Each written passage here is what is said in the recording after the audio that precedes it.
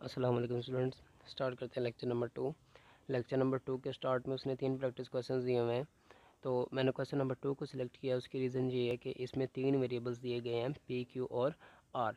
ठीक है, ताकि आप लोगों को सिखा सकूं कि 3 वेरिएबल्स का टेबल किस तरह ड्रा किया जाता है, उसमें कितनी रोज़ होती हैं और उनमें ट्रू फॉल्स की तरतीब क्या होती है। तो सबसे पहले आप देखें कि 3 वेरिएबल्स दिए गए हैं, तो आप 2 की पावर 3 लिखेंगे, यानी 8 जवाब आएगा। तो इस टेबल में टोटल 8 रोज़ बनेंगे और एक रो एक्स्ट्रा बनाएंगे सबसे ऊपर, ताकि हम उसकी इन्फॉर्मेशन दर्ज कर सकें वेरिएबल्स की। फॉर एग्जांपल पी वेरिएबल का कॉलम, क्यू वेरिएबल का कॉलम एंड सो ऑन, इस तरह।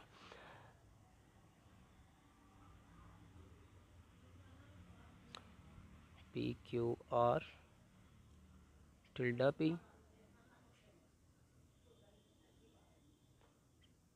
Tilde R, Q vel tilde R और tilde P and Q vel tilde R, पूरी स्टेटमेंट। ठीक है जी। तो स्टूडेंट्स, अब चूँकि इसमें टोटल 8 रोज़ हैं, तो आप 8 का हाफ यानी पहली 4 रोज़ में 4 टाइम्स आप टी लिखेंगे, फिर 4 टाइम्स फॉल्स लिखेंगे। ठीक है, इसी तरह नेक्स्ट वाले कॉलम में आप उसका हाफ करते जाएंगे और नेक्स्ट वाले कॉलम में उसका हाफ कर देंगे। True true false false false false,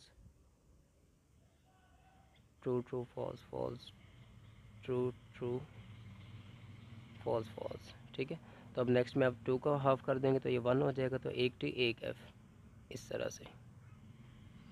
tilde P, P वाले कॉलम के अब निगेशन कर देंगे तो टिल्डा पी आ जाएगा। टिल्डा आर, आर वाले कॉलम की निगेशन कर देंगे तो टिल्डा आर आ जाएगा।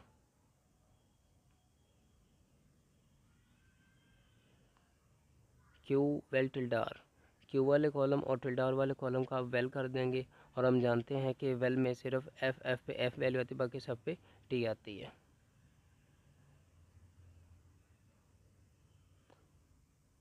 जी तो स्टूडेंट्स, अब आगे हमारे पास tilde P and Q vel tilde R. Tilde P वाले कॉलम का और क्यू वेल टिल्डा आर वाले कॉलम का आप एंड कर देंगे, और चूँकि एंड टी टी पे टी होता है, बाकी सब पे एफ, सो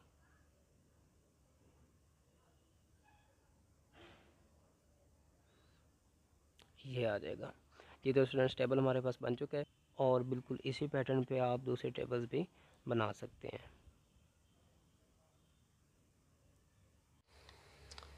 जी तो स्टूडेंट्स, इसके बाद हमारे पास है double negative property. Double negative property से क्या मुराद है कि अगर कोई भी एक वेरिएबल स्टेटमेंट है और हम उसकी 2 दफ़ा नेगेशन करेंगे, तो वही स्टेटमेंट एज ए आंसर हमारे पास वापस आ जाएगी। ठीक है, सपोज़ अगर पी एक वेरिएबल स्टेटमेंट है, इसकी एक दफ़ा नेगेशन करेंगे तो ये टिल्डा पी हो जाएगा, 2 दफ़ा नेगेशन करेंगे तो ये टिल्डा ऑफ टिल्डा पी हो जाएगा, टिल्डा टिल्डा से कैंसिल हो जाएगा और पी आंसर आ जाएगा।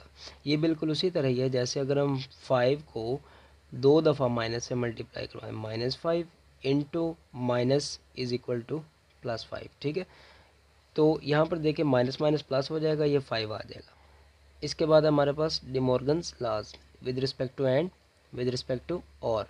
सपोज़ अगर हमारे पास 2 वेरिएबल्स हैं पी और क्यू, अगर हम उनका एंड फाइंड करें और उस कॉम्प्लेक्स स्टेटमेंट की नेगेशन करें, तो अकॉर्डिंग टू डिमॉर्गन्स लॉ इन दोनों वेरिएबल्स की अलग अलग नेगेशन हो जाएगी और एंड और में चेंज हो जाएगा, लाइक दिस, टिल्डा पी और टिल्डा क्यू।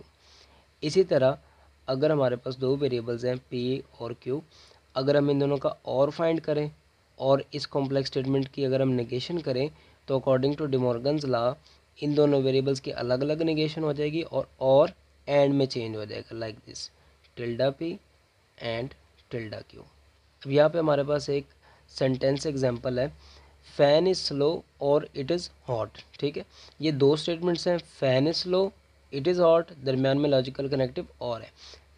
से अगर फ़ैन इज़ स्लो स्टेटमेंट को मैं एफ़ का नाम दे देता हूँ, एफ़ वेरिएबल का, इट इज़ हॉट स्टेटमेंट को मैं एच वेरिएबल का नाम दे देता हूँ, और की जगह मैं वेल यूज़ करूँगा, तो ये हमारे पास स्टेटमेंट बन जाएगी एफ़ वेल एच। तो हमने इस स्टेटमेंट पे डिमॉर्गन्स लॉ अप्लाई करवाना है। डिमॉर्गन्स लॉ अप्लाई करवाने के लिए क्या काम करेंगे कि इस स्टेटमेंट की निगेशन कर देंगे, यानी tilde of F well H. तो ये हमारे पास क्या आ जाएगा, ये आ जाएगा tilde F and tilde H. ठीक है, अकॉर्डिंग टू डिमॉर्गन्स लॉ। तो अब tilde F not fan is slow, यानी fan is not slow,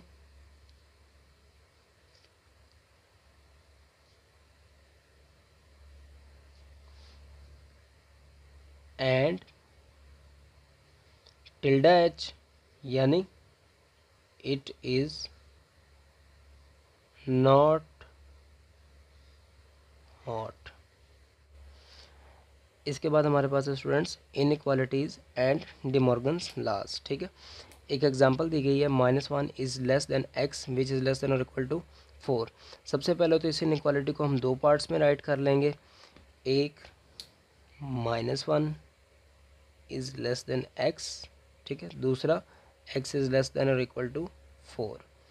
-1 is less than x, इसको हम लिख सकते हैं x इज़ ग्रेटर देन -1, और दूसरी as it is x is less than और इक्वल टू 4। अब हम इस पे डिमॉर्गन्स लॉ अप्लाई करवाएंगे बाय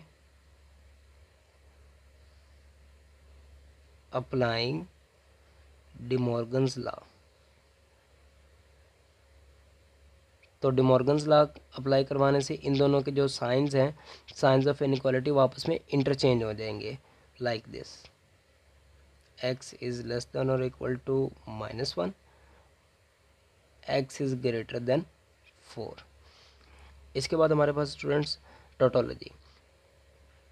टोटोलॉजी से मुराद ये है कि अगर किसी भी ट्रूथ टेबल के आंसर वाले कॉलम में तमाम वैल्यूज़ ट्रू आएँ तो उसे हम टोटोलॉजी कहते हैं। ठीक है, या ऐसी स्टेटमेंट जो ऑलवेज ट्रू होती है उसे हम टोटोलॉजी कहते हैं।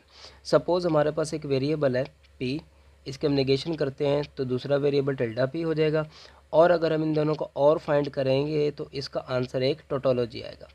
अब हमें कैसे पता चलेगा कि p वेल टिल्डा p का आंसर t ही होगा, तो हम इसको एक ट्रूथ टेबल बनाकर प्रूव करेंगे।